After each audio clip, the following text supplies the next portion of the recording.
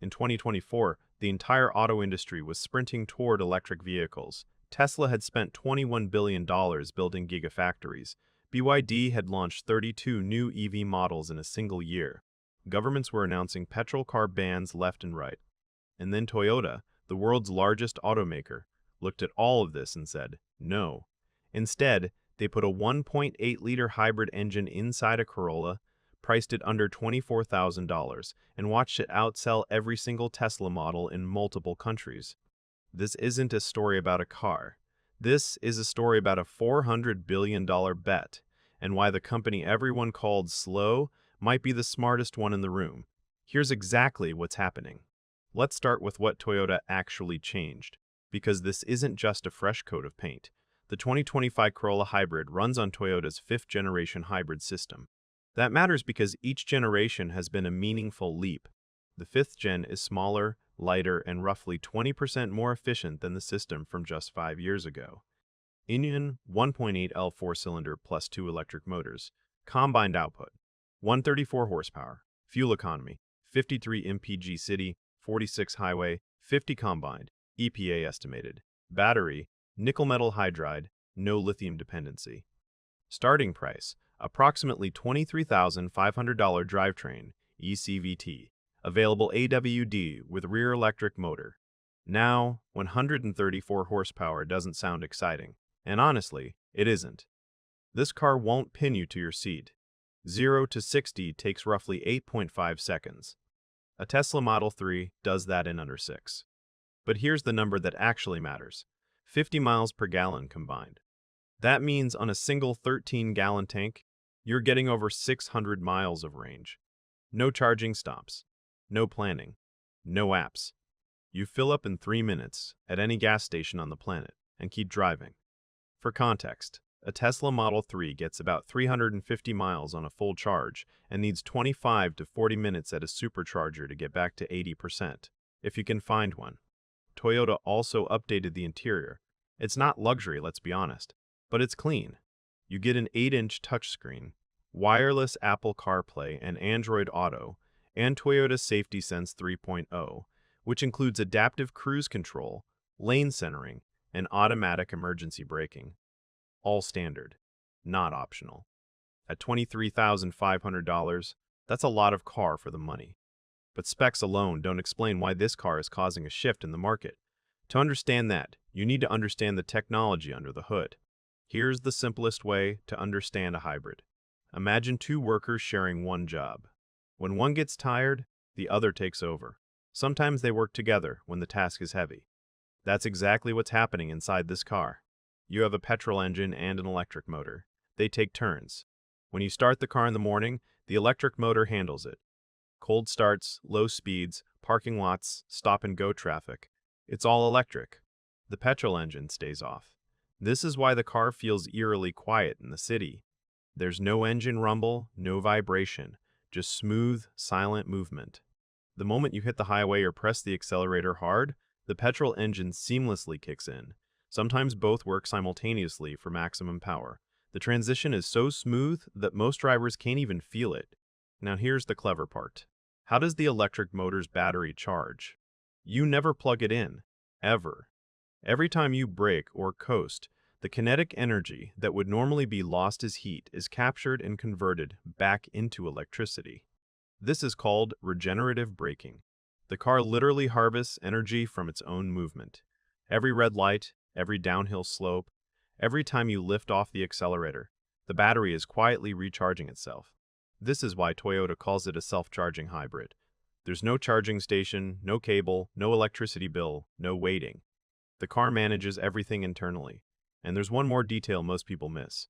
Because the petrol engine isn't running all the time, it experiences less wear. The electric motor shares the load. This means both components last significantly longer than they would independently. It's one of the reasons Toyota hybrids regularly cross 200,000, even 300,000 miles with minimal powertrain issues. That's not marketing. That's 2 decades of ownership data across 20 million hybrid vehicles Toyota has sold worldwide. But if this system is so good, then why is almost every other car company ignoring it? The answer involves Tesla, BYD, and a gamble worth hundreds of billions of dollars. Let me explain. To understand what's really happening, you need to see the three completely different bets these companies are making. Tesla's bet is that the future is 100% electric, and the future is now. Every dollar Tesla earns goes back into batteries, software, and charging infrastructure. In 2024, Tesla sold approximately 1.8 million vehicles globally. All electric, no hybrids, no compromise. Tesla's argument is simple. Internal combustion is dead. Hybrids are a half measure. The world needs to rip off the Band-Aid and go fully electric. BYD's bet is similar, but with a twist. BYD wants electric vehicles to be affordable for everyone, not just wealthy early adopters. In 2024, BYD sold over 4.2 million vehicles, actually surpassing Tesla in total units. Their prices in China start as low as $10,000 for some models. But here's something most people don't realize, and this is important. BYD's DMI plug-in hybrid system is one of their best sellers. The Kin Plus DMI, Son Plus DMI, these aren't fully electric cars. They use petrol engines combined with electric motors, similar in concept to what Toyota does, just with a plug-in option. So when people say BYD is beating Tesla, what they're really saying, in part, is that hybrids are beating pure EVs. Even inside BYD's own lineup, Toyota's bet is different from both. Toyota looks at the world map and sees a planet that is profoundly unequal in infrastructure. In Norway, 90% of new car sales are electric. The infrastructure exists. The grid is clean. It works. In India, Nigeria, Indonesia, and most of Latin America, reliable electricity is still inconsistent. Charging stations are scarce or non-existent. A fully electric car isn't freedom. It's a liability. Toyota sells cars in over 170 countries. They can't build a strategy that only works in 20 of them. This is why Toyota sees hybrids not as a compromise, but as the most universally practical solution available right now. Now, let me be fair to all sides because this isn't a simple debate. Tesla's critics of hybrids have a point. Hybrids still burn fossil fuels. They still produce emissions. If the goal is zero emissions, a hybrid only gets you halfway there, and Tesla's supercharger network now has over 60,000 connectors worldwide.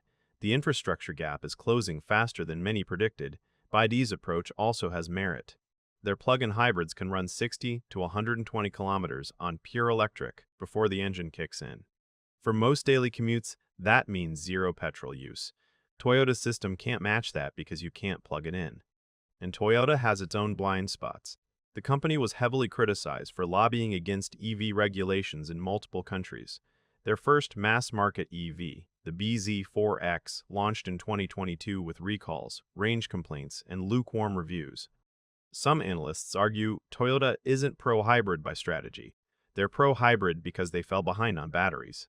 So who's right? Honestly, it depends on where you live, how you drive, and what infrastructure exists around you. But here's what the sales numbers suggest. In 2024, Toyota sold approximately 10.8 million vehicles worldwide. Their hybrid lineup was the fastest growing segment. Meanwhile, global EV sales growth actually slowed compared to 2023 in several major markets. Customers were hitting pause, not because EVs are bad, but because the world isn't ready to go all in. Not yet. And the Corolla Hybrid, at $20,500, is Toyota's way of saying, we'll be here while you figure it out. Let's be straightforward. No car is perfect. Here's what the Corolla Hybrid gets right and where it falls short. What it gets right: fuel economy.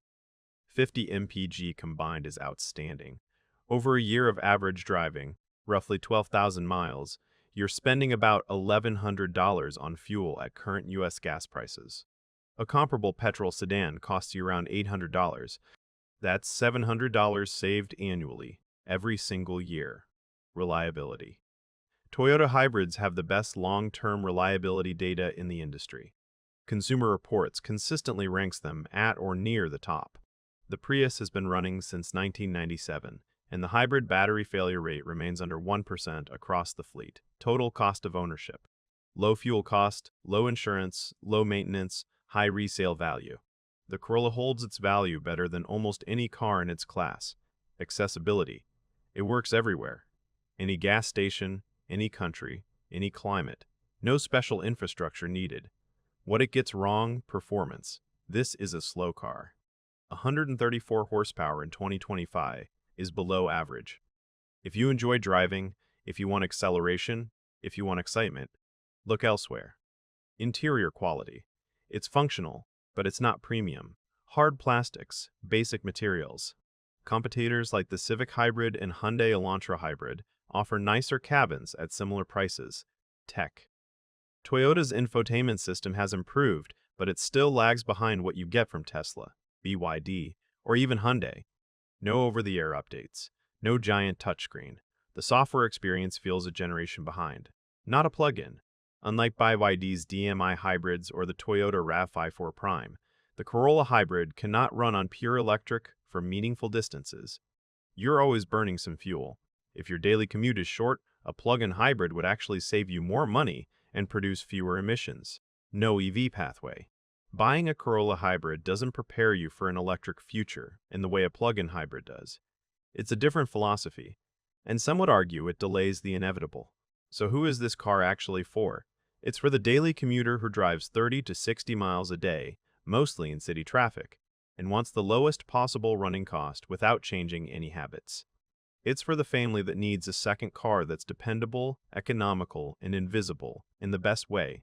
It just works, every day without drama. It's for buyers in developing markets where EV infrastructure doesn't exist yet, but fuel prices are painful.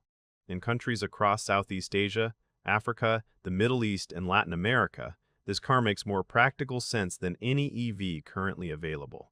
It's not for the tech enthusiast who wants the latest features, fastest acceleration, and the feeling of driving the future. It's not for someone with a short commute, a home charger, and access to a mature EV charging network. For that person, a plug-in hybrid or full EV is genuinely a better choice. And this brings us to the bigger picture. What the Corolla Hybrid tells us about where the entire auto industry is actually heading. The real significance of this car isn't the car itself, it's what it represents. The global auto industry spent the last 5 years telling consumers there was only one future, fully electric, fully now. But the market is pushing back, not against EVs, but against the idea that the transition has to happen overnight. Hybrid sales grew by over 30% globally in 2024. At the same time, pure EV growth slowed in the US, UK, and Germany. Waiting lists for hybrids are growing.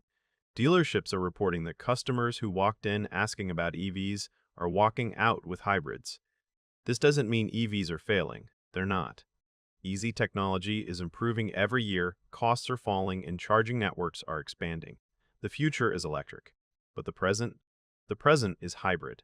And that gap between the future and the present is exactly where Toyota lives.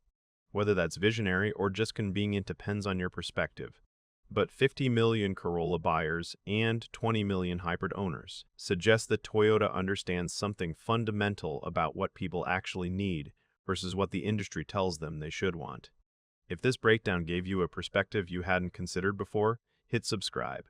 This channel covers auto and tech developments with real data, no hype, and no brand loyalty. Every claim gets checked, every side gets heard. Drop a comment below. Would you choose the Corolla Hybrid over a BYD or Tesla? I want to hear your reasoning. Like the video if it was worth your time. Share it with someone deciding on their next car, and I'll see you in the next one.